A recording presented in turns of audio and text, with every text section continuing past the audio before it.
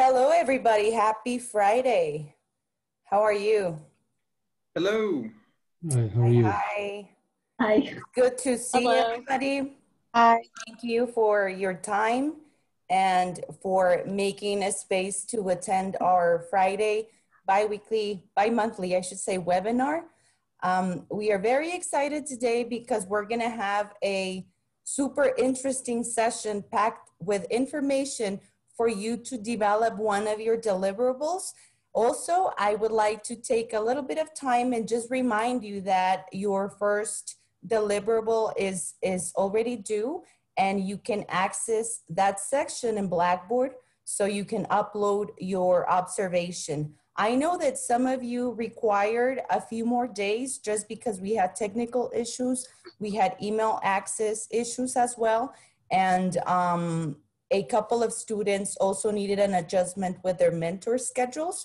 So the Blackboard section does not close. I just want to make that note so everybody knows that the activities, unlike with a live course, our activities do not close. Remember, you're not getting academic credit because this isn't an actual class, right? But we do have the Blackboard shell to facilitate the upload of your deliverable activities. So the items on Blackboard, the links will not close. So don't panic. I've received a few emails about it. We leave those open. And of course, we're trusting that you will try to keep the deadlines as best as possible. If you have any questions regarding your upcoming activities, send us an email after this hectic week that everyone got lost in cyberspace. We finally have our emails up. So I tried very hard to make sure that everybody got the notification that we were keeping our webinar for today, and also that, that we were using the same Zoom link. So I used your alternative email addresses, and that's why you got that message. And we also created a Gmail account for the program. So just in case, you can also reach us via that email, which is utep.aspire@gmail.com. So now we have all these other ways of communicating. So thankfully, our emails are back and working. So welcome everybody to our webinar and workshop. And today we're going to be talking about a teaching philosophy. Remember, you can use a chat to post any questions, any comments that you may have. And let's begin. So today we're gonna welcome Dr. Jeffrey Olimpo. Hi, Dr. Olimpo. Thank you for joining us today, who is an assistant professor in the Department of Biological Sciences. So some of you may be familiar with him already. And he also works with developing curricula, teaching introductory courses, and other upper level division professional development seminar courses. And Dr. Olimpo has been very generous in the past with our program because he also presented this workshop with our Aspire cohort last semester, I believe, or last year. Is that correct, Dr. Olimpo? Yes? Yeah, it's been quite some time, but definitely at least a year or two ago. With, I think, actually one of the first cohorts for this particular program. Yeah, thank you so much. So we brought Thank you. And I am going to, you're now a co-host. So if you can share also your slides so we can begin. And before we do that, in the meantime, as you prepare, I'm just going to show you a quick outline of what we're going to be seeing today before Dr. Olimpo takes over. So this is what we're going to talk about: the definition and objectives of a teaching philosophy, which is something that I'm sure you've heard, but maybe you've never had an opportunity to develop one yourself for your future teaching purposes. So this is what we're going to do: some initial thoughts, do's and don'ts, some examples as well. And then Dr. Olimpo, I'm sure he will share his personal experience of why this is an important and crucial component of your own path. And we will do a small breakout session and share some other resources. So Dr. Olimpo, are you ready to take over? Yeah, I should be good to go. Thank you so much, Sarah, for the invitation to join you all this Friday afternoon. Our Uh, pleasure. it's good to see everybody. Hopefully everyone's hanging in there, given the, upside downness of UTEP over the last week. So it's nice to see you all, and happy Friday. Um, and thank you for taking the time again to welcome me into your circle, particularly on a Friday afternoon. So I am going to go ahead and share the PowerPoint with you. Again, the joys of technology. I feel like we're all there, especially on a Friday afternoon. Okay. So hopefully you should see my screen. If you do not, or you cannot hear me for one reason or another, again, please feel free to use that chat window. And I will do my best to address your questions or concerns. So thank you again for having me. It's my pleasure today really to kind of introduce and speak with you about the ins and outs of a teaching philosophy. So when we consider the teaching philosophy, really, for me, the first kind of key point is that nowadays, regardless of the type of position you're applying for, and of course, we're thinking largely about academic positions, but whether you're more in a K-12 environment or a college or in a post-secondary environment, the teaching philosophy has really become the crux, right, behind allowing you essentially the space to articulate or describe who you are as an educator or a teacher. And in fact, of course, it complements a number of other documents that are typically required. So a research statement, for instance, right? The cover letter you would submit with your job application. So as we'll talk about today, the teaching philosophy document ends up being roughly a 1 to 2 page document that, again, really primarily conveys your pedagogical values, beliefs, and goals. Okay, what do I mean by that? What I mean by that is we want to know about you, right? In other words, we want to know how you teach and why you teach. So we'll talk about this in just a moment, but what we occasionally see, for instance, if you've read through teaching philosophies, you may notice sometimes that there are very kind of blanket statements made. So for example, right, I use a lot of active learning or hands-on techniques in my course or courses, right? And that's great, but it often, of course, leaves you wondering, well, what does that actually look like? So if I were to step into your classroom, right, what would I see when you were in action, right? You're working with students, maybe you're co-teaching a course, what would that interaction look like, and so on and so forth. So the teaching philosophy, of course, right? I mean, you want to highlight the investment that you've made into teaching, but you want to be very concrete about what it is that you indeed value, believe, right, about, and what your objectives are when it comes to teaching and learning. One of the ways in which to do this, beyond simply stating what those values and beliefs are, is to actually importantly provide very concrete evidence of your teaching effectiveness. So again, imagine, for instance, you've moved now beyond a statement like, I use hands-on learning in my courses, to I use, clickers and case study exercises and kinesthetic activities where students are up and moving. So that has already given me a lot more detail about you, right, your style of teaching. But then you tack on this piece of concrete evidence. So for instance, right, when I engage students in doing case studies, I'm having them, read primary literature, I'm having them synthesize information, and they report back to me that they really enjoy the fact that these case studies often highlight real world examples of the content we're talking about, or that it connects to a career interest or so on and so forth. So we'll talk about what evidence looks like in more detail in just a moment. But one of the things that I also want to emphasize here is that when you think about evidence, we don't need to think about Nobel Prize winning evidence. And what I mean by that is, for instance, myself, I'm a discipline-based education researcher. I think a lot about surveys and interviews and all kinds of other things, which I'm sure some of you may too. But we don't need that level of evidence per se. You can include that if you have access to that information, but this could be anecdotal evidence, right? Something you heard as you were kind of monitoring group work, for example. It could be end of semester evaluation evidence or data or so on and so forth. So I want to put that up front for you just to convey to you that if you're sitting there and immediately thinking like, I don't have access to this kind of evidence, right? Or where would I find this type of information? That it's actually hopefully not as laborious a process as you might envision. Okay, so the teaching philosophy kind of writ large is just a way for you to convey to your audience who you are as an educator And keeping in mind, of course, that your audience is going to be diverse. So it may not necessarily just be individuals in your field. In fact, it will likely not just be individuals in your field. So you want to be thinking about those things too when you think about the language you want to use in your teaching philosophy. So as we get started, right, writing our teaching philosophy, there are two kind of overarching questions that I would encourage you to consider that kind of, again, are a natural follow-up, at least in my mind, from the conversation we just had, which are, why do I teach and how do I teach?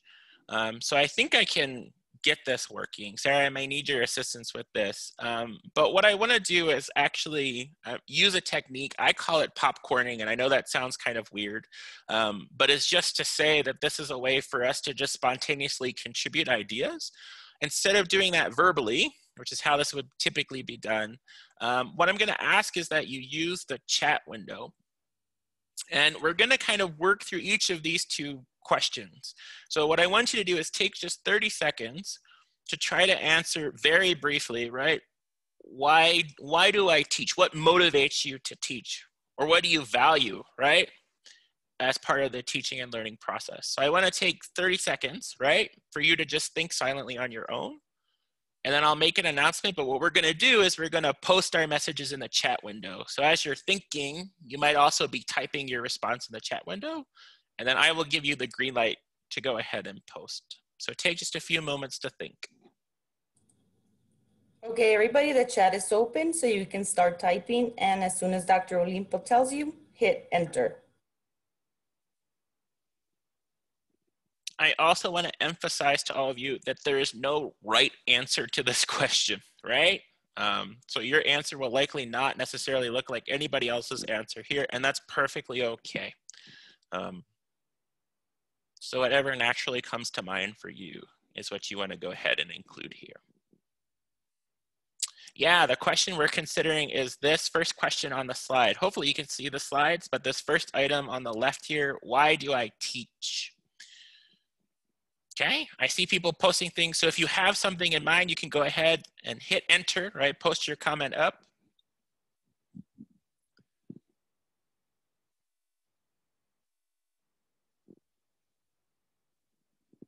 Okay, we have things like making a difference, right?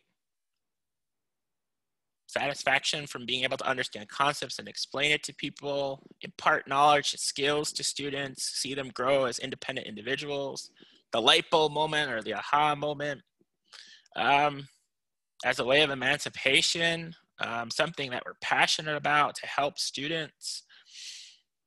We have comments about improving your own knowledge, right, and keeping yourself up to date. That I think, I mean, not that these are not all excellent, right, but I think that's a very good point, is that sometimes we talk so much about the student that we forget about, again, our own role within the process of teaching and learning.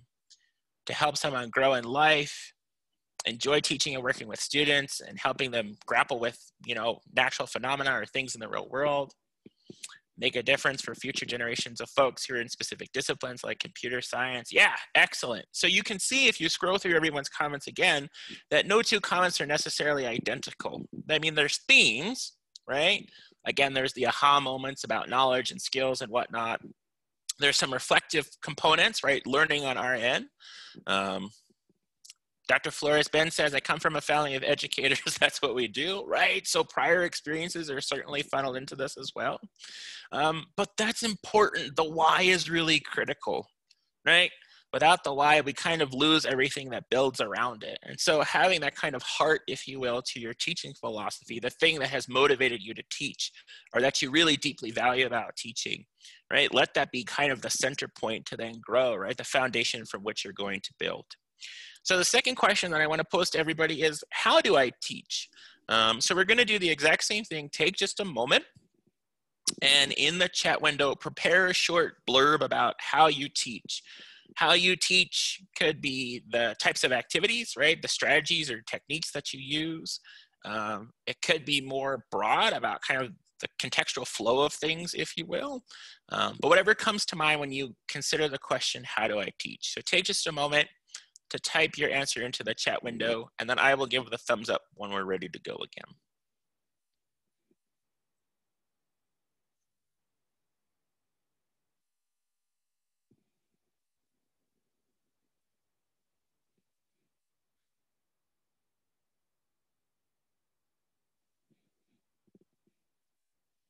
All right, so if you have some ideas jotted down, go ahead, you can drop them into the chat window or hit enter.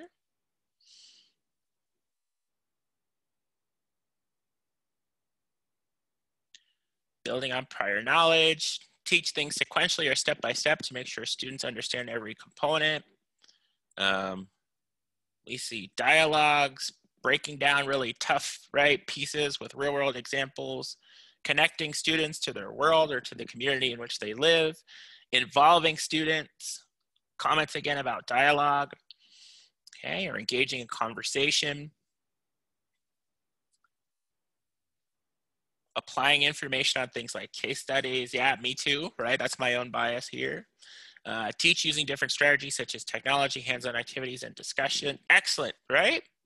So I like to pose this question to folks for two reasons. One, because sometimes I like to steal ideas. I'm just going to be upfront and honest, right? We each use kind of a unique complement of activities in our courses.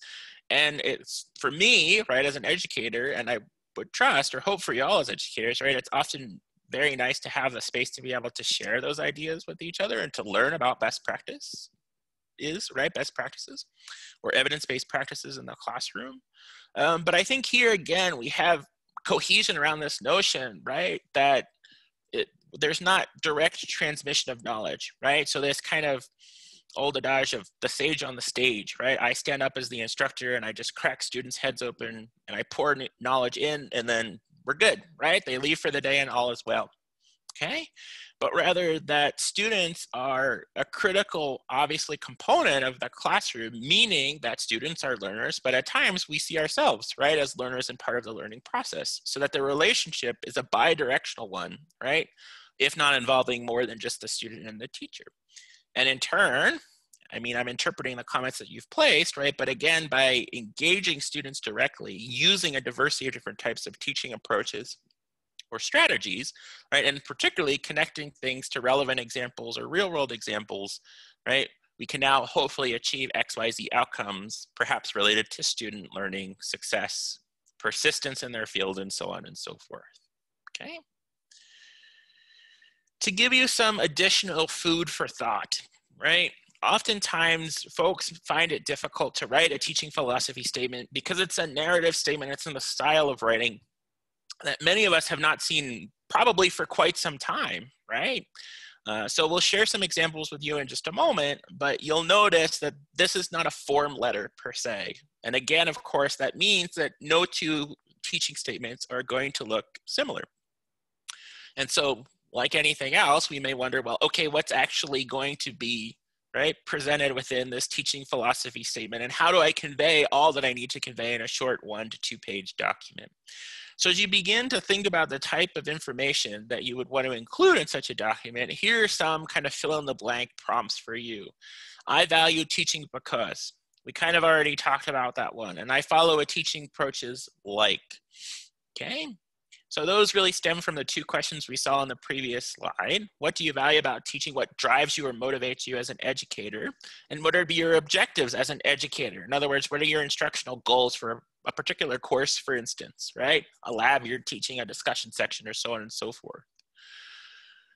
What kind of approaches do you use? And importantly, we identified approaches, and you all did this rather nicely, even though it wasn't explicitly stated, which is that it's not just sufficient enough to say, well, I use case studies and clickers and so on and so forth. It's also important, right, to even just briefly tell us, why in the world do you do those things? So for some of you, for instance, that was to highlight real world examples, right, and connect content to relevant examples in students' lives, or to help them work through, right, kind of the steps of learning, if you will, from gaining that foundational knowledge to applying that knowledge. So not only listing, right, these certain pieces, but providing some kind of justification or rationale, even if it's just a sentence or two, right, can help provide more context for the reader to learn a bit more about you as a teacher, right, what you look like in your classroom. The third prompt says, I show that I am aware of diverse backgrounds by, right? So inclusive teaching, diversity, equity, inclusion, nowadays has almost become arguably a buzzword, right? But it's really critically important regardless of the kind of the level of autonomy you have in your classroom. So for instance, as a graduate student, I was tasked typically with teaching discussion sections and lab sections, and I was frankly pretty much told how I should be teaching those, right? What the content of those would be. So sometimes it can feel very kind of boxed in depending upon the teaching experiences that you've had.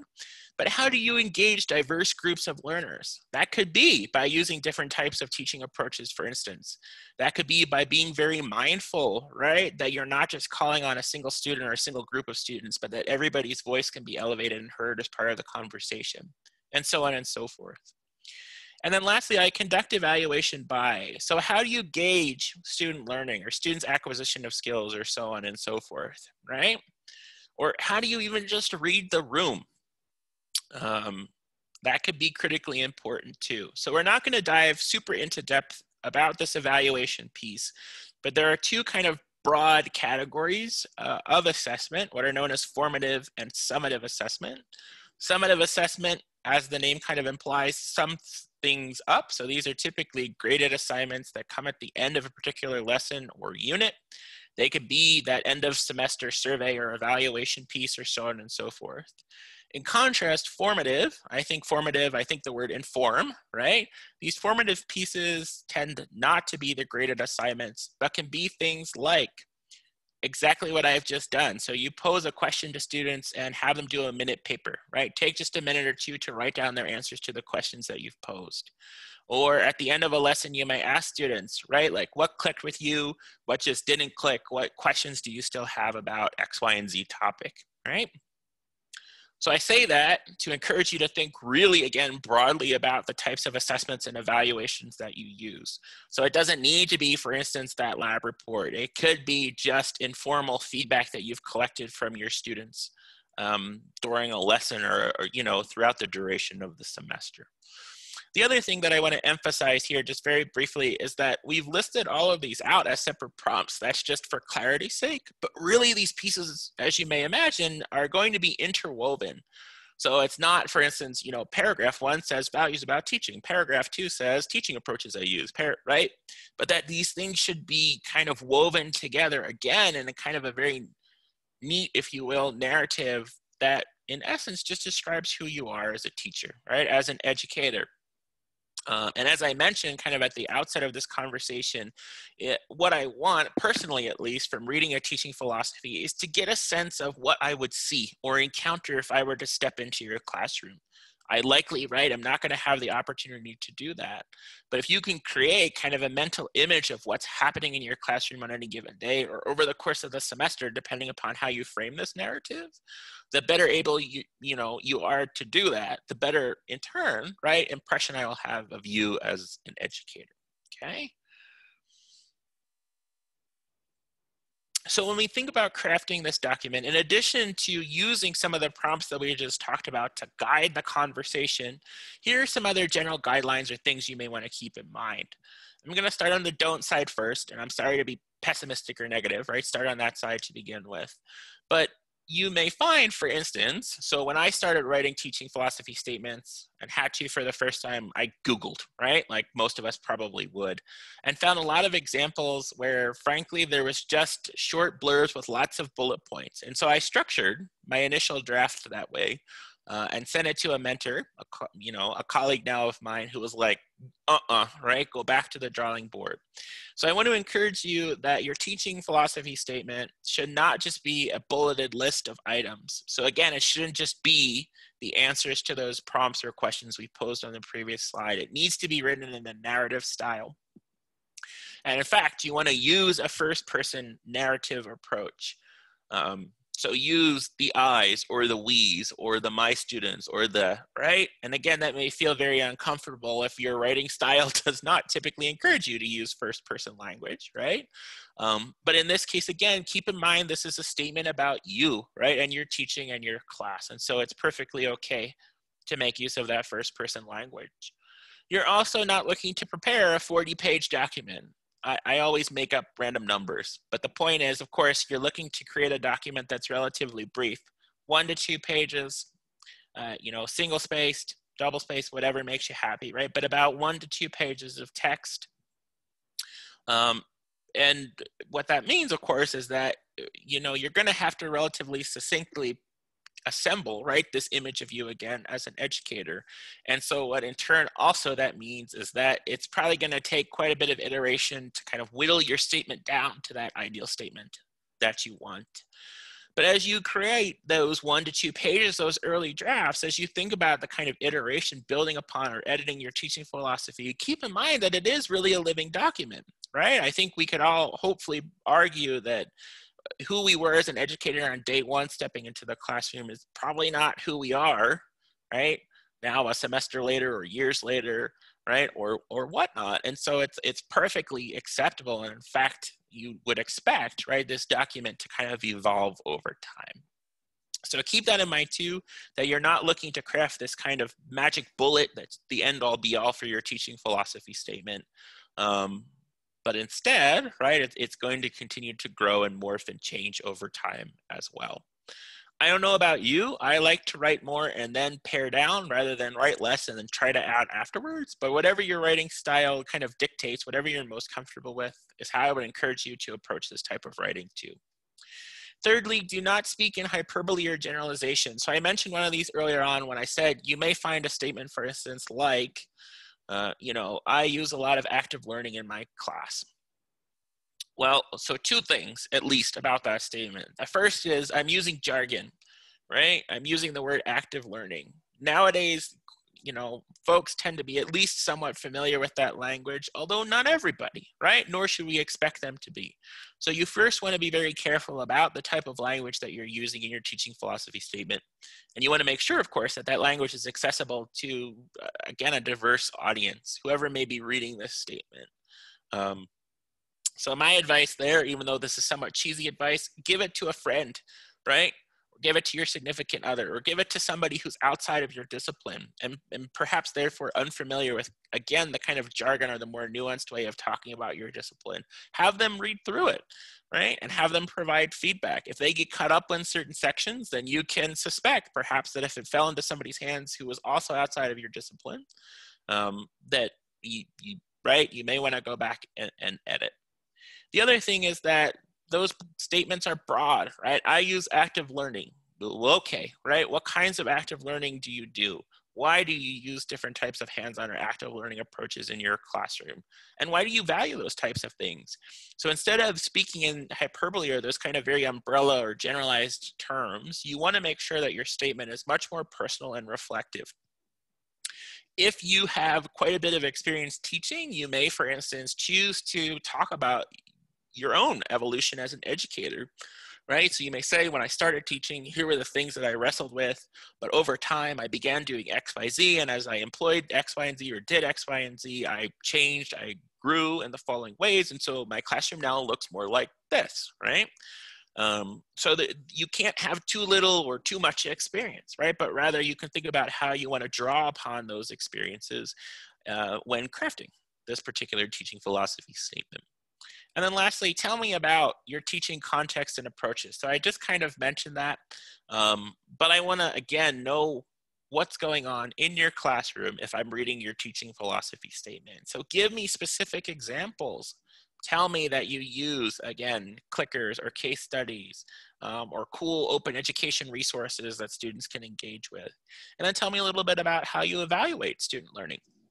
And here, again, I want to be very clear that student learning does not just necessarily mean gains in content knowledge or conceptual understanding, right? So it doesn't need to just be, well, I did something and now they know, they're better able to compare meiosis and mitosis.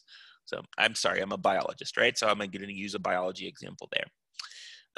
It could be, right? Like I engage students in doing X, Y, Z, and, I have evidence that they gained, increased ability to read through primary literature, or now in a lab context, we did this interactive unit on statistics, and they're better able to apply statistics to data that they've collected from a project, right? So it doesn't necessarily, again, just need to be the kind of factoids, if you will, that make up our disciplines. You can think much more liberally about what student learning and success may look like when it comes to evaluation. So I want to pause for just a moment here to see if there are any questions or concerns from folks.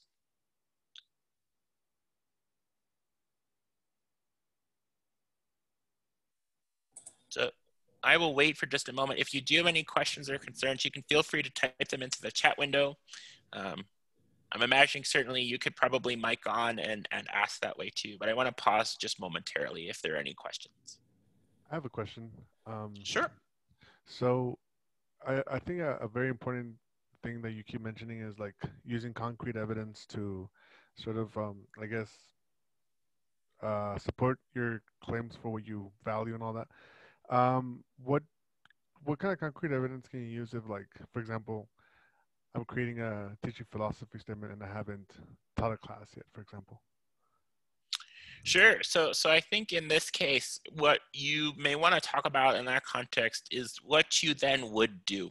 So I know this kind of balks against don't bullet point number 3, don't be general or don't talk in hyperbole. But I think what you could say is, I'm really interested in teaching XYZ type of courses, or when considering the types of courses that I may teach in the future, I would use these particular strategies, and I would be interested in gauging student learning, right, by doing X, Y, and Z types of things. So what that does is, even though, right, you're not speaking from direct experience in that case, it still gives me a sense, again, of what you value, right? How you would go about engaging students as part of the teaching and learning process. The other thing I will say, which of course may or may not apply, is that you can think very liberally about what the word teaching means. So sometimes, right, we get into this mindset where for these types of statements, we only feel that we can talk about like a TA-ship we've had, right? But if you've done any kind of tutoring or informal instruction or informal education stuff or whatnot, that can all be incorporated here too, right?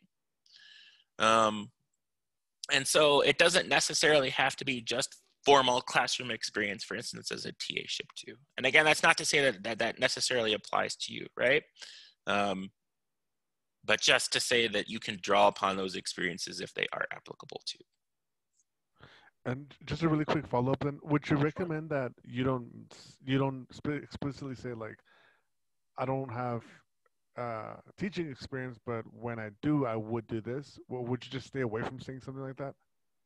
Yeah, I mean, I think, it's going to come up in one way, shape, or form, right? So for instance, if you're asked to provide your CV and they're looking for different types of teaching experiences, or you're asked to talk about that, for instance, in a cover letter, it's going to materialize.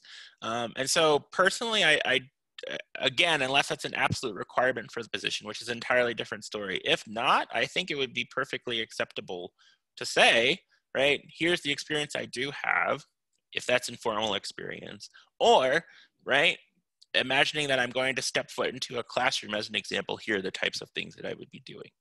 So I don't know that you need to go into a lot of detail about that piece. I would leverage it more to say, here's what I would be doing if I were doing it, right?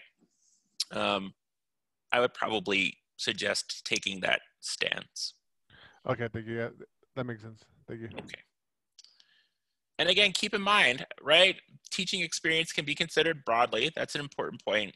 But also that, again, this document evolves, right? So you may have, excuse me, written something a certain way the first time, but then find that, like right now I'm preparing one, but I'm not going to begin teaching until this coming summer, right? So in the next 3 months or so, and that's fine. That just means, right, that come summer, right, and particularly probably the end of the teaching experience in the summer, then you would update, right? And that doesn't mean throw your original draft in the trash can, but build upon that, and that's perfectly fine. There's a question also, are there teaching philosophies, are they particular to a certain field? So is there a science teaching philosophy and a non-science teaching philosophy? I am gonna be perfectly honest and say that I've only ever written them really with the intent of positions that are in the sciences or the STEM fields. Sometimes, depending upon the position, they may ask for certain pieces of evidence. So sometimes, for instance, I see, oh, we want a teaching philosophy, but we want like a diversity, equity, inclusion statement heavily emphasized within that, right, or incorporated into that teaching philosophy, rather than as a second document, which is sometimes also included. So I'm going to be perfectly honest and say that I'm not sure that I can 100% address that question. I would like to think the answer is no, right? You may talk about things slightly differently based on your field. But again, that there's no concrete kind of set in stone form, again, document for sciences versus non-science fields.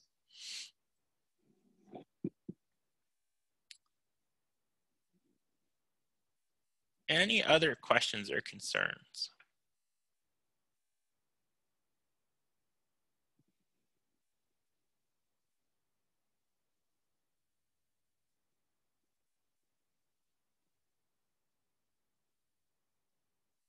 Okay. All right, again, if you do have questions or concerns as we move forward, feel free to drop them into that chat window there.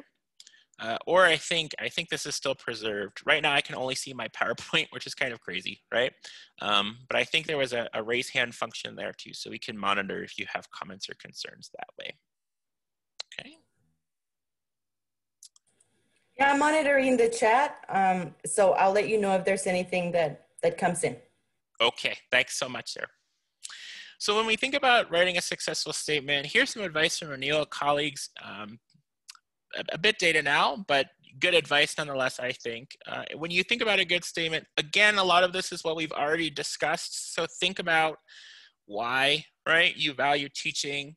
What is at the crux or heart of what you do as an educator? Offers evidence of practice, right? What are the kinds of things that you're doing, and what is the feedback, for instance, that you've received from students?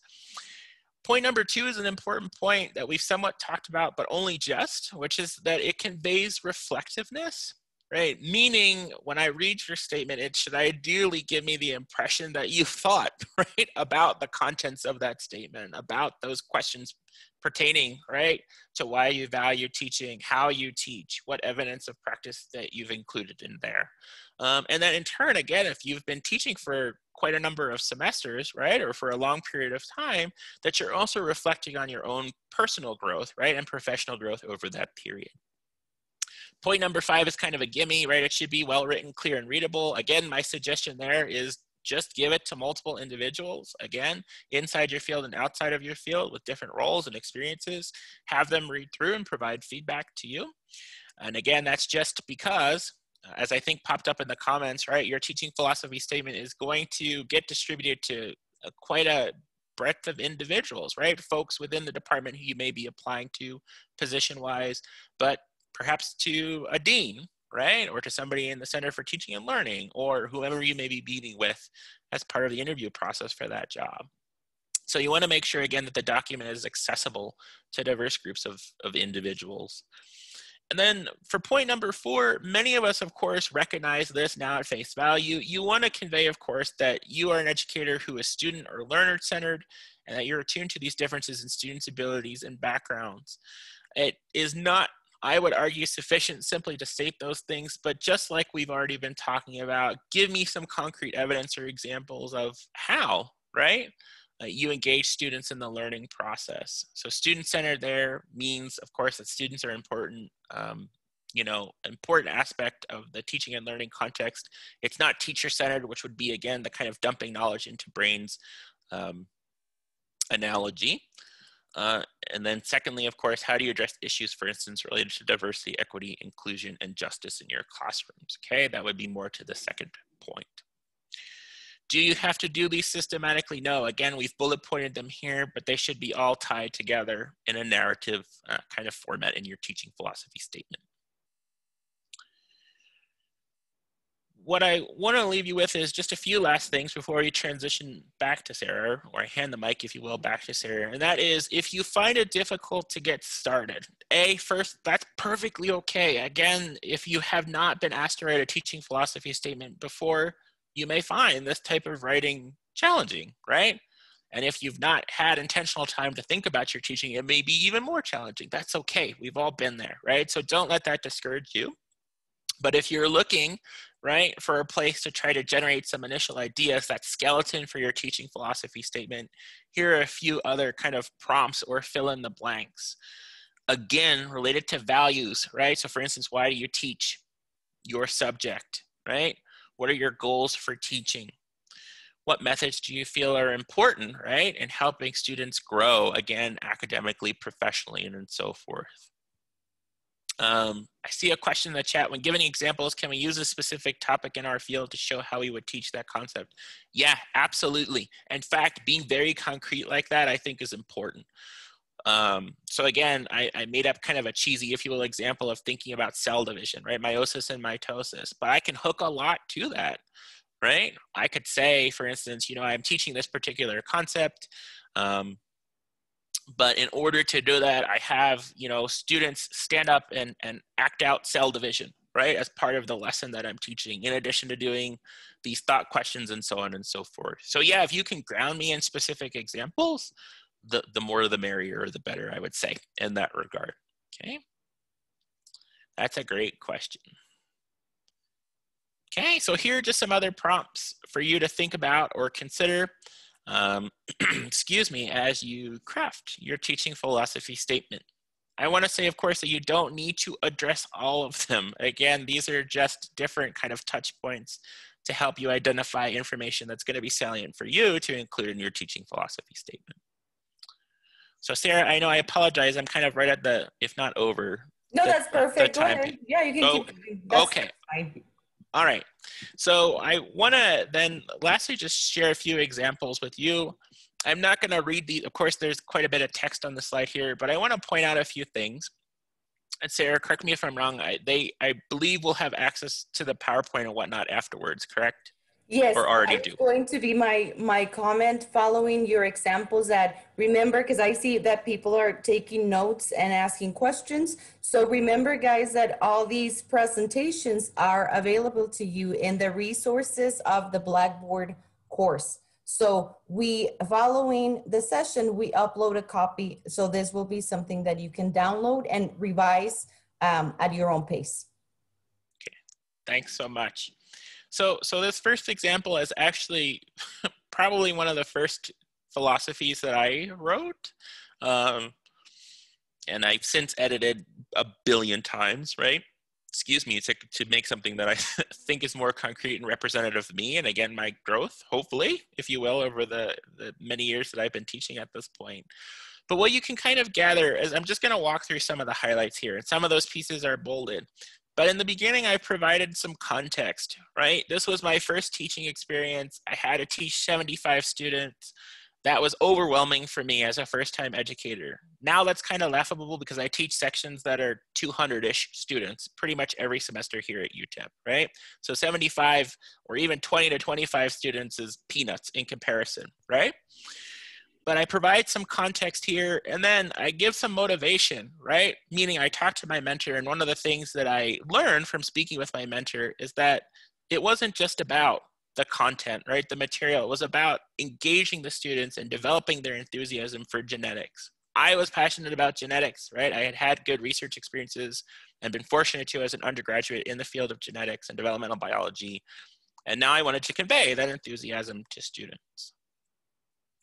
But the question, of course, is how did I go about doing that? So this is not bolded, but if you are following my mouse, right, this second sentence here, my discussion sessions, so in this particular course, that's what I was teaching, included case studies, clicker-based mini lectures, small group problem-solving activities, et cetera, to again engage students and highlight real-world applicability. I'm not saying this is perfect by any stretch of the imagination, but again, here's a good place where we can say, right, I'm citing different types of approaches that I'm using, and I'm also telling you that really what I was trying to do is hook content to more relevant examples for students. In this case, many of them were biomedical students, and so those were the types of examples we were building upon. With the overarching kind of framework of doing this, I've super edited this because this is just a mouthful, and I'm really guilty of writing like this. But my goal, of course, again, was to provide foundation and to also help them think more broadly about science, in particular, in this case, genetics and biology. And in turn, not just within the context of this class, but also hopefully as they move forward, right, in their own academic and professional lives. So lastly, right, to wrap up this piece, a little bit about evaluation. You'll notice here that my evaluative statement, right, is anecdotal. It says, you know, I get emails that say like, I really struggled, but I feel like I benefited on the back end. So you see here, I'm not making a graph. I'm not, you know, doing qualitative analysis of interviews that I've done with students. I'm not at that level, right? but I've provided some indication of the type of feedback, right, that I've received from students in my course. Okay. As a second example, okay, so here's, a statement where they begin with John Dewey, who is indeed, right, or has published seminal work in the field of education. And what motivates this individual, as you see here, is really that education is the crux of social life, okay? And that in turn, there are key aspects to engaging students in this process of education, right? The process of learning, including the transmission of knowledge and providing access, right? So being sure that we're not only reaching out to targeted groups of individuals, but that we're reaching out to the collective, okay? And we're empowering those individuals to pursue, okay, higher education, and in turn, right, towards the betterment of society. It's hidden in here, but you can also see, right, we're thinking about student engagement. We're thinking about lots of different types of skills, knowledge, societal values, norms, and whatnot, right? So we're not just, again, harping on knowledge or content knowledge. In this case, we're thinking more broadly about the types of outcomes we may want our students to achieve as a result of engaging with us in the courses that we teach. And then there's discussion likewise, right, of how one goes about doing this and why it's important. So in this particular case, the individual who wrote this statement, of course, right, is trying to talk a little bit about the interconnectedness of teaching and research. There's some acknowledgement that early on, these were seen as separate pieces, but over time, right, they found harmony, right? They've realized that these two things can work really hand in hand to achieve an overall goal of building, in this case, new knowledge, for instance, or developing, or again, tapping into the kind of inquisitive nature of students and the talents that those students have. The last thing that I wanted to point out is this last piece down here. It's hidden, but you'll notice at the graduate level. So the other thing that sometimes you may find is that you end up talking a lot about one particular population. I'm really guilty of this, right? So I talk most heavily about undergraduate students. I've largely taught mostly undergraduate students, but I've taught graduate students too. And so you don't need to feel as though you need to be confined, if you will, to one particular student population. And in this case, for instance, right, you may find that your work at the undergraduate level and the graduate level has a lot of similarities and overlaps, right? That shows very kind of a holistic way that you may approach teaching and learning. So these are just two examples. Again, you'll notice that these examples don't look identical to one another, even though they may share some similar kind of flavors or elements, if you will. And that is perfectly okay, because again, at the end of the day, the statement here is really, right, a personal statement. And so it should tell me about you. It shouldn't tell me about Joe educator, right? Or a colleague or whatnot. It's a statement that reflects who you are as an educator, as a teacher, okay? So I am going to stop sharing my screen so I can see all of you again without breaking technology. I'll pause for any questions or concerns that folks have, again, at this stage, before we transition over to Sarah for the breakout sessions. Okay, does anybody have a question before we continue?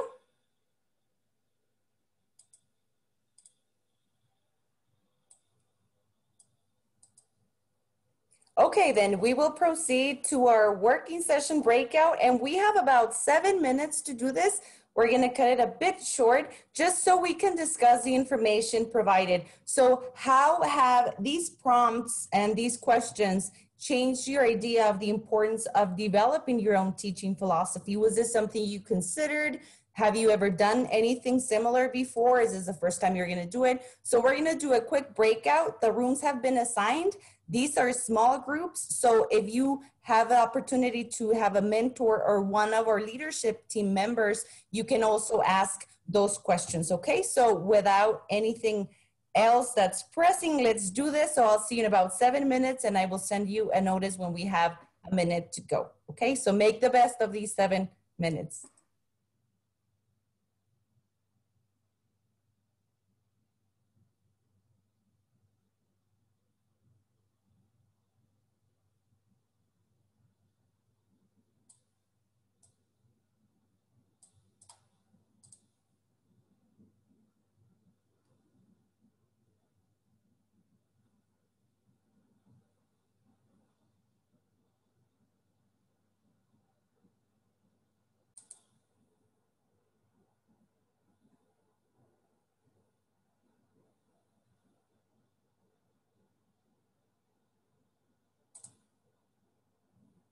we're back.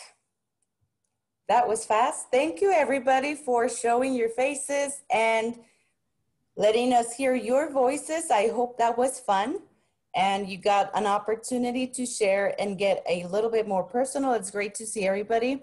So thank you for that. We had expected a little bit more, but at least we had an opportunity to interact closely and ask those questions. Remember, the chat is also open if you still have things that you want to ask before we move on.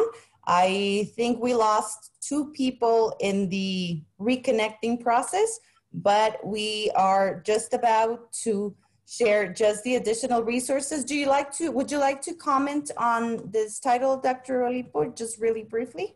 Yeah, I will only say very quickly that this scientific teaching text, I mean, I'm making an assumption that you all are in STEM fields, and if you're not, I apologize. I think actually that this text works well for across disciplines. Most of our fellows are. I'm sorry to interrupt you, yes.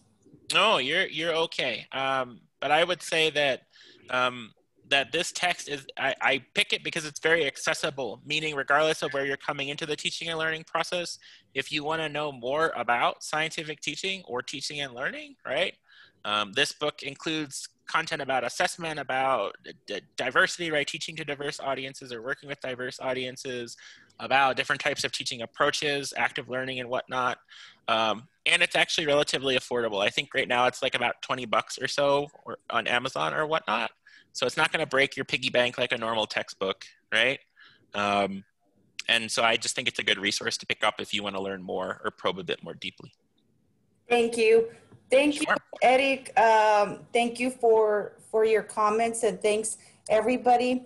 So Dr. Flores, would you like to add some closing remarks before we adjourn? Just a quick comment to everybody. Remember, your deliverables are due the first activity, so you can go into Blackboard and upload your observation.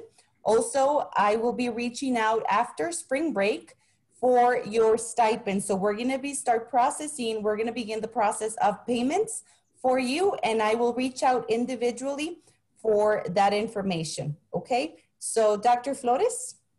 Well, I just want to spend the next 45 minutes talking to you about Dr. Jeffrey Olimpo's wonderful work at the university. I'm just kidding. I'm just going to make it really brief. But Dr. Olimpo, thank you so much for participating in this event.